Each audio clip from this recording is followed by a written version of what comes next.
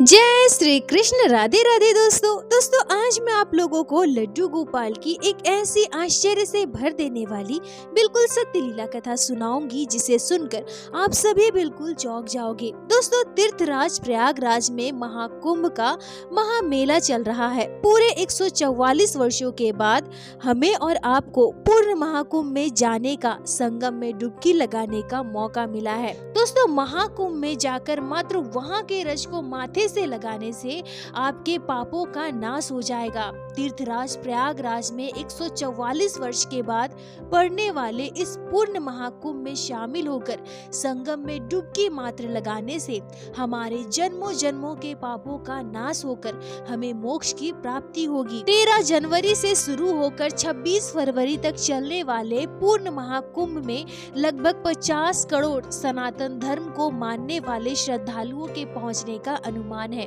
तो वहां के भीड़ का अनुमान आप लगा ही सकते हैं। परंतु दोस्तों 19 जनवरी 2025 को वहां बहुत ही भयानक घटना घटी है। अचानक से लगी भीषण आग ने कई टेंटों को जलाकर खाक कर दिया है। जरा सोचिए वहां का माहौल उस समय कैसा रहा होगा। करोड़ों की भीड़ वाले उस स्थान में जब अचानक से आग लगी होगी तो वहाँ कितनी अफरा तफरी मची होगी। पर जहाँ दुनिया भर के साधु संत मौजूद हो, प्रयागराज की पावन धरती और संगम के तट पर जहाँ महाकुंभ चल रहा हो, वहाँ भगवान की कृपा से, हमारे ठाकुर जी लड्डू गोपाल की कृपा से कोई हताहत तो नहीं हुई। परंतु दोस्तों उस समय अफरा तफरी के बीच हमारे लड्डू गोपाल के परम भक्त परिवार के साथ एक अद्भुत चौंका देने वाली घटना घट गई, जिसे सुनकर आपके रोंगटे खड़े हो जाएंगे। वो कहते हैं ना, ठाकुर जी की कृपा हो, लड्डू गोपाल का आशीर्वाद हो और जिस घर में लड्डू गोपाल विराजित हो उस परिवार के साथ कभी भी कुछ बुरा नहीं हो सकता है। साक्षात ठाकुर जी उस परिवार की जिम्मेदारी लेते हैं। दोस्तों आज की यह पूरी घटना सुनकर आपकी श्रद्धा भक्ति, आपका विश्वास आपके घर विराजित लड्डू गोपाल के लिए कई गुना बढ़ जाएगा। आप सभी भक्तों से विनम्र निवेदन है कि कृपया आज की इस लीला कथा को, इस वीडियो को पूरा अंत तक जरूर देखिए। आज की यह घटना उत्तर प्रदेश के प्रतापगढ़ जिले की रहने वाली सृष्टि वर्मा जी ने हमारे साथ शेयर की है। 20 तारीख की शाम सृष्टि जी ने मुझे इंस्टाग्राम पर मैसेज किया था और उनके परिवार के साथ घटी इस घटना को, लड्डू गोपाल की लीला को हमारे साथ शेयर की। वैसे दोस्तों आप लोगों के साथ लड्डू गोपाल की जो लीलाएं होती है, जो घटनाएं घटती है, वो जब आप मुझे बताते हो, मेरे साथ शेयर करते हो, तो मुझे वीडियो अपलोड करने में थोड़ा समय लग जाता है। इसके लिए मैं क्षमा चाहती हूँ, क्योंकि बहुत सारे भक्तों के कमेंट आते हैं, बहुत सारे भक्त अपने साथ घटी लड्डू गोपाल की लीलाएं शेयर करते हैं, तो मुझे वीडियो बनाने में थोड़ा समय लग जाता है। इसके लिए आप सभी भक्तों से मैं क्षमा चाहूंगी। पर क्योंकि यह मुद्दा महाकुंभ से जुड़ा हुआ था और महाकुंभ अभी चल रहा है और इस दौरान हमारे लड्डू गोपाल ने इतनी अद्भुत लीला की, लड्डू गोपाल भक्त परिवार के साथ इतनी अद्भुत घटना घट गई, इतना बड़ा चमत्कार हुआ, तो मैंने सोचा कि मुझे यह वीडियो जल्द से जल्द अपलोड करना चाहिए, ताकि आने वाले समय में जो लड्डू गोपाल के भक्त महाकुंभ में पहुंचेंगे उनके मन में अपने लड्डू गोपाल के प्रति विश्वास का भाव और भी बढ़ना चाहिए। दोस्तों सृष्टि जी कहती हैं कि मेरी चाची जी लड्डू गोपाल की परम भक्त है। मैंने बचपन से ही अपनी चाची को लड्डू गोपाल की सेवा करते देखा है। हम लोग बहुत छोटे थे तभी चाची वृंदावन धाम गई थी और वहाँ से लड्डू गोपाल को घर लेकर आई है। सृष्टि जी आगे कहती है कि मेरे पापा और चाचा 2 भाई है। मेरी एक बुआ जी है जो अपने ससुराल लखनऊ में है। मेरे चाचा जी के 2 लड़के हैं, एक 12वीं में पढ़ाई कर रहा है और एक अभी 9वीं में है। मैं इकलौती बहन हूँ और मेरा एक भाई है। हम दोनों भाई बहन कॉलेज में पढ़ाई कर रहे हैं। हम इतने बड़े हो गए हैं पर कभी भी अपने पापा और चाचा के बीच लड़ाई झगड़ा होते नहीं देखा है। हाँ कभी कभी थोड़ा बहुत मनमुटाव हो जाता है पर कभी भी लड़ाइयाँ नहीं होती। मेरे दादा दादी भी है और हम सभी एक साथ मिलजुल कर खुशी खुशी रहते हैं। हम सभी बहुत छोटे थे तभी चाची चाची वृंदावन धाम से लड्डू गोपाल को लेकर आई थी और हमने बचपन से चाची को लड्डू गोपाल की सेवा करते देखा। बड़े प्यार से चाची लड्डू गोपाल की सेवा करती हैं, बाल गोपाल से बहुत प्रेम करती है और हम चारों भाई बहन भी लड्डू गोपाल को बहुत मानते हैं। हम चारों मिलकर जन्माष्टमी पर पूरे घर को बहुत ही सुंदर तरीके से सजाते हैं, धूमधाम से जन्माष्टमी का त्योहार मनाते हैं। वैसे मैं तो कॉलेज जाती हूँ, पढ़ाई लिखाई में व्यस्त रहती हूँ, तो मुझे लड्डू गोपाल की सेवा करने का ज्यादा समय नहीं मिल पाता है। पर जब मेरी चाची लड्डू गोपाल को स्पर्श नहीं कर पाती है, उन दिनों में तो मेरी मम्मी ही लड्डू गोपाल की सेवा किया करती हैं। वैसे लड्डू गोपाल की संपूर्ण सेवा तो हमेशा मेरी चाची ही किया करती है।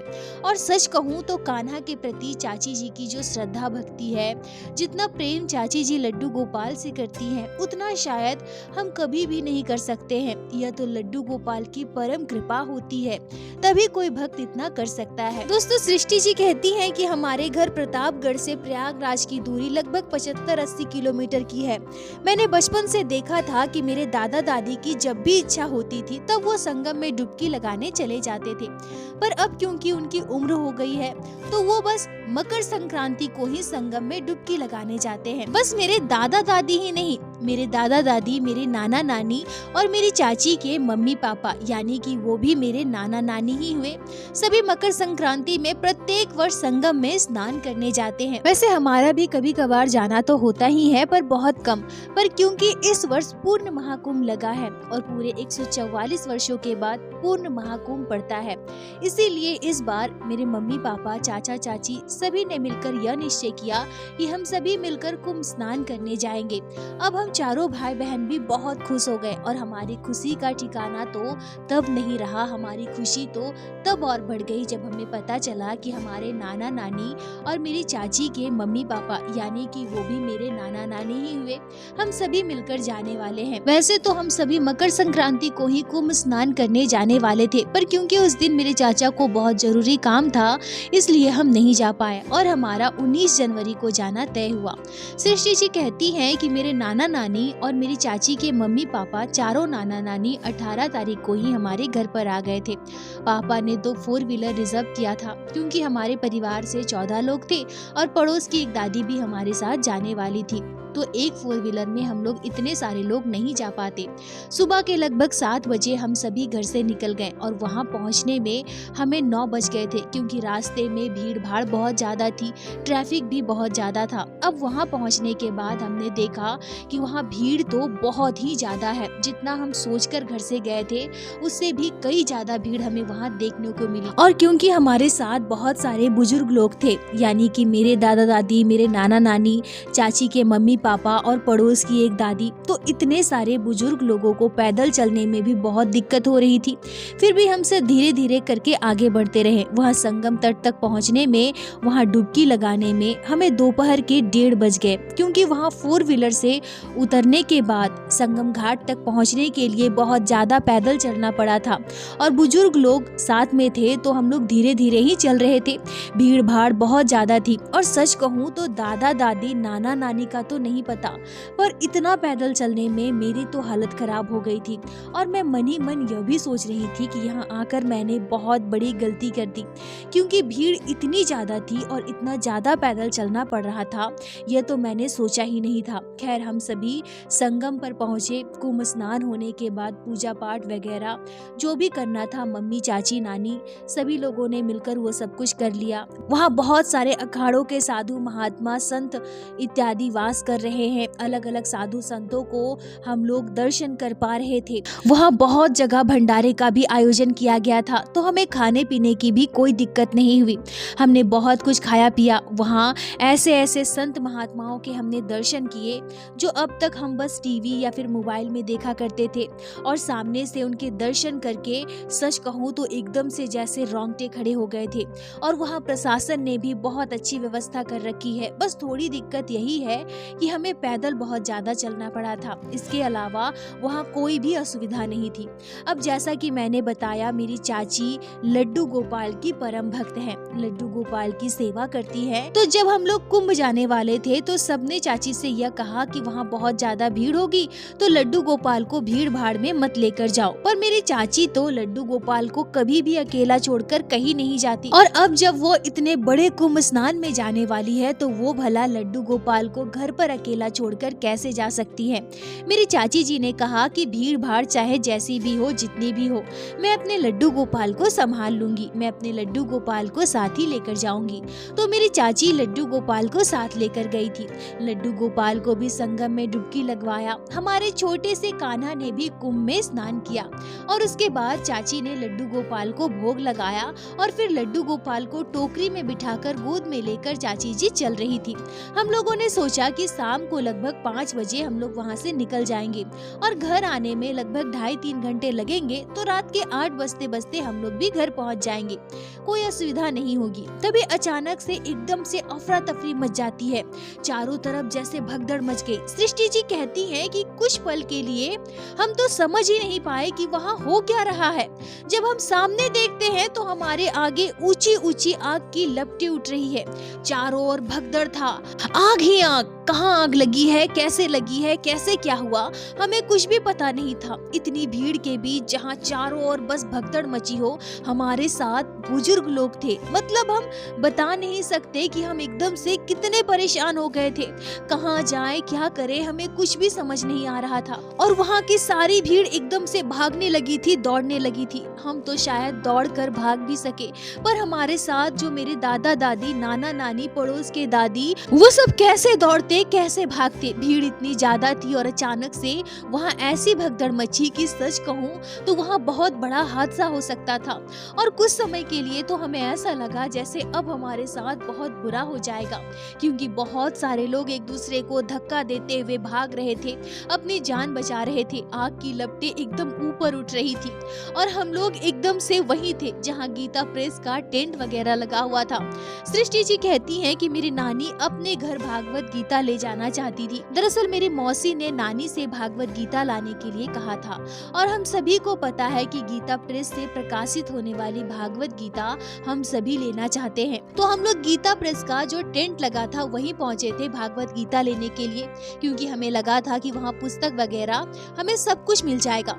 और अभी हम वहाँ पहुँचे ही थे कि तभी अचानक से आग की लपटें ऊंची उठने लगती है। मतलब आग कब लगी, कैसे लगी, हमें कुछ भी नहीं पता। पर जैसे ही हम वहाँ पहुँचे, हम एकदम से देख पाते हैं कि चारों ओर अफरा तफरी है, आग की लपटें ऊंची उठ रही है, लोग भाग रहे हैं, एक दूसरे को धक्का दे रहे हैं। कई बुजुर्ग जो अकेले थे हमारी आंखों के सामने गिर गए, और वहाँ स्थिति बहुत बुरी थी। और जब कहीं भी ऐसी स्थिति हो जाती है ना, ऐसी दुर्घटना घट जाती है, तो सबसे ज्यादा वहाँ अफवाहें फैलती है।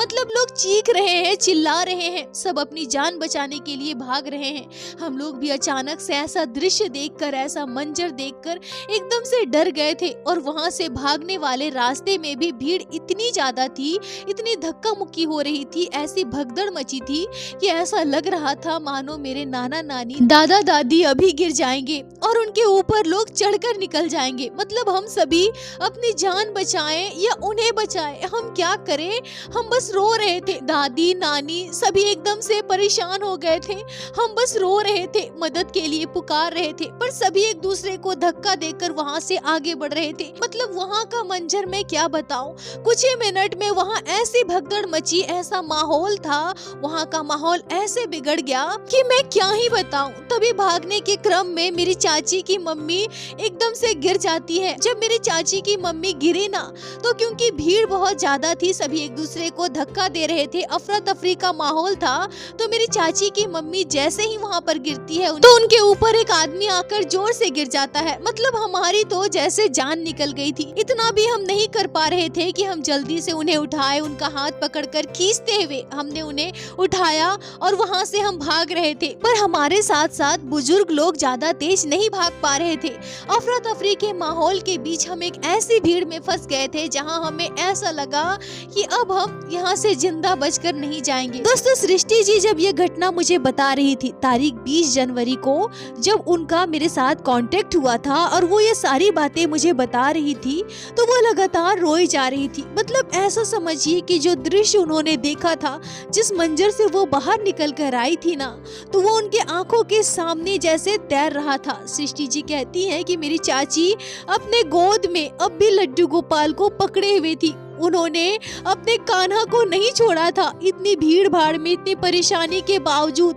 हम सभी दौड़ रहे थे, भाग रहे थे, और तभी मेरी चाची जोर से कहती है कि कान्हा, मेरे लड्डू गोपाल, हमें बचा लो, हमें तुम्हारी आवश्यकता है कान्हा, तुम कहाँ हो कान्हा, तुम आ जाओ, तुम कहाँ हो मेरे लड्डू गोपाल, हमें बचा लो कान्हा। दोस्तों, सृष्टि जी कहती है कि यकीन मानिए तभी एक 22-24 साल का लड़का आता है। सांवला सा लड़का था, माथे पर उसने चंदन का टीका लगाया हुआ था, पीला कुर्ता पहना था, गेरुए कलर का उसने धोती पहन रखा था, गले में तुलसी की माला थी, कांधे पर एक गमछा था। एकदम से आकर हमारे सामने खड़ा हो जाता है और आकर उसने सबसे पहले मेरी चाची से कहा, मैया परेशान मत हो, चलो ना, मैं तुम्हें लेकर चलता हूँ, यहाँ से निकालता हूँ। उस लड़के ने हम सभी के साइड से जैसे अपने बाहों को फैलाकर घेरा बनाना चाहा, पर क्योंकि वो अकेला था और हम सब बहुत सारे लोग थे, तो उसने मेरे भाई और चाचा से कहा कि आप लोग दूसरे साइड से महिलाओं को घेर लीजिए। मेरी नानी, दादी, मेरे पड़ोस की दादी, मेरी मम्मी, चाची और मुझे,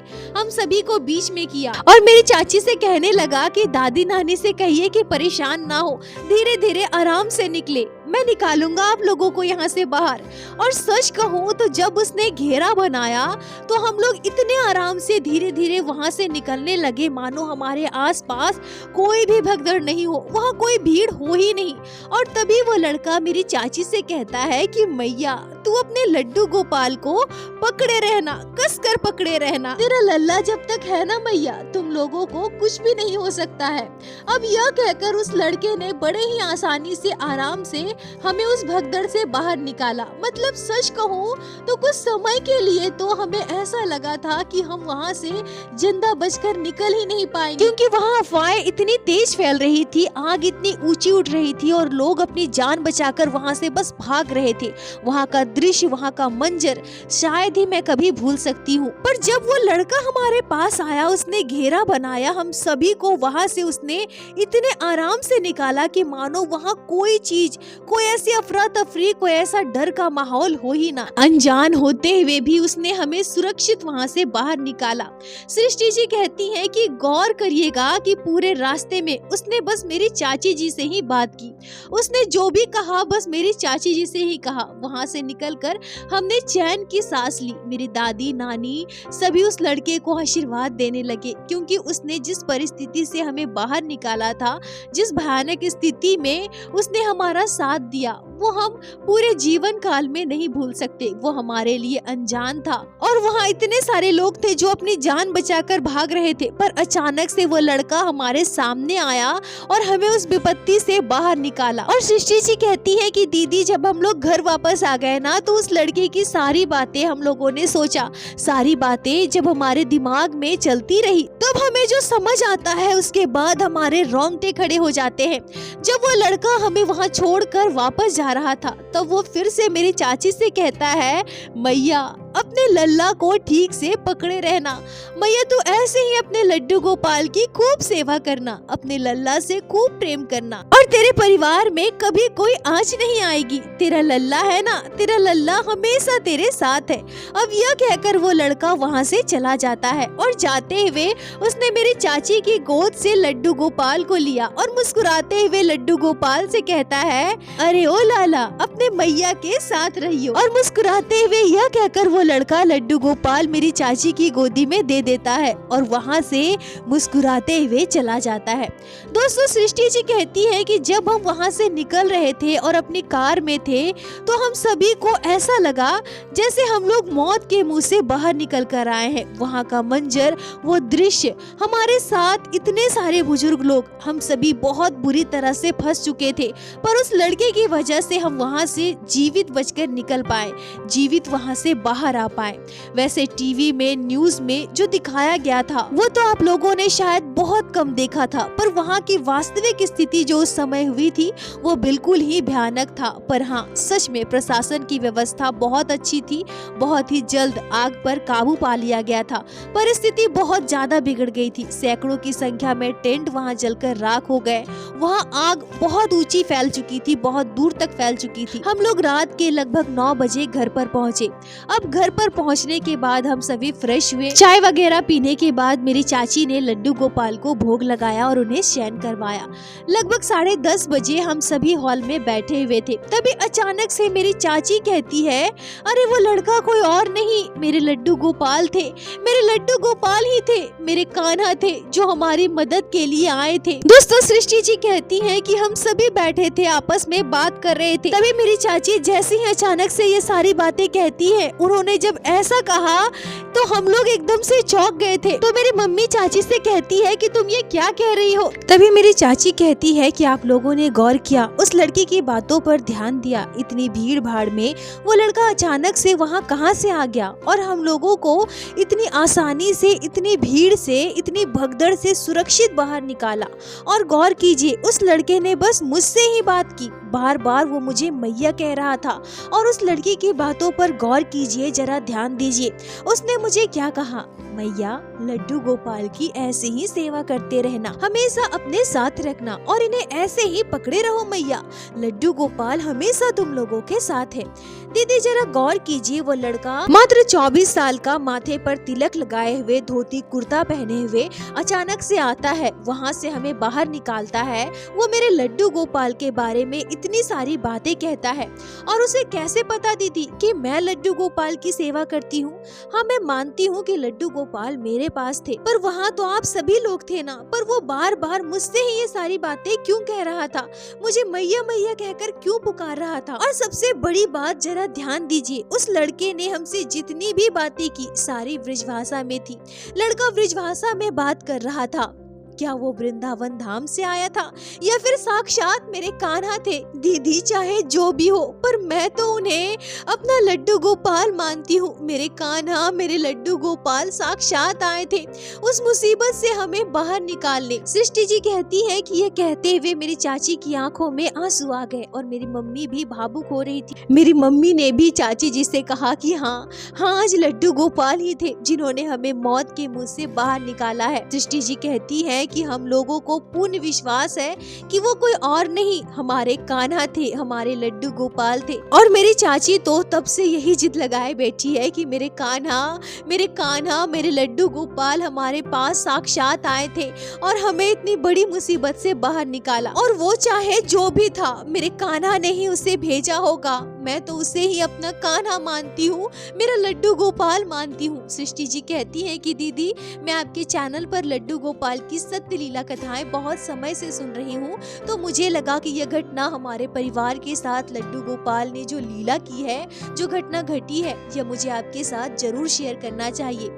इसलिए मैंने देर ना करते हुए जल्द से जल्द आपसे कांटेक्ट किया। सृष्टि जी, आपका बहुत बहुत धन्यवाद जो आपने लड्डू गोपाल की इस अद्भुत लीला को हमारे साथ शेयर की, जिसे मैं हमारे चैनल के माध्यम से बाकी सारे भक्तों तक पहुंचा सकी। अपना साथ और प्यार ऐसे ही बनाए रखे। दोस्तों, यह घटना सच में भावुक कर देने वाली है। हमारे कान्हा, हमारे लड्डू गोपाल अपने भक्तों को हर विपरीत परिस्थिति से बाहर जरूर निकालते हैं और मुझे भी यह पूर्ण विश्वास है कि वो हमारे कान्हा ही थे, हमारे लड्डू गोपाल ही थे। और हमारे कृष्ण कन्हैया तो विभिन्न रूपों में अपने भक्तों की रक्षा करते हैं। और दोस्तों, आप लोगों को क्या लगता है वो कौन थे जिन्होंने सृष्टि जी के परिवार की रक्षा की? आप लोग कमेंट में जरूर बताएं। और प्रत्येक दिन की भांति लीला कथा के अंत में मैं आप सभी भक्तों से हाथ जोड़कर प्रार्थना करूंगी, ठाकुर जी की भक्ति कीजिए, लड्डू गोपाल की सेवा कीजिए, नाम जाप कीजिए और एक बार मेरे साथ प्रेम से कहिए, बोलो बांके बिहारी लाल की जय, लड्डू गोपाल की जय, जय जय श्री राधे। दोस्तों, यदि आप लोगों को आज की यह लीला कथा अच्छी लगी हो, आपके हृदय को स्पर्श की हो, तो कृपया वीडियो को लाइक कर अपने दोस्तों के साथ शेयर अवश्य करें, जिससे बाकी भक्त भी लड्डू गोपाल की इस अद्भुत लीला कथा का श्रवण कर सके। और हमारे चैनल को सब्सक्राइब करें, जिससे प्रत्येक दिन आप लोग हमारे चैनल पे श्री बांके बिहारी श्री लड्डू गोपाल की अद्भुत लीला कथाएं श्रवण कर सके। दोस्तों, यदि आपके जीवन में घटी हो कोई भी चमत्कारी घटना या लड्डू गोपाल ने कभी भी की हो कोई भी लीला जिसे आप हमारे साथ शेयर करना चाहते हैं, तो कृपया हमें इंस्टाग्राम पे मैसेज करें, हम आपसे कांटेक्ट करेंगे और आपकी उस लीला कथा को हमारे चैनल पे बाकी सारे भक्तों के साथ शेयर अवश्य करेंगे। लड्डू गोपाल की कृपा आप पर और आपके पूरे परिवार पर बनी रहे। राधे राधे दोस्तों।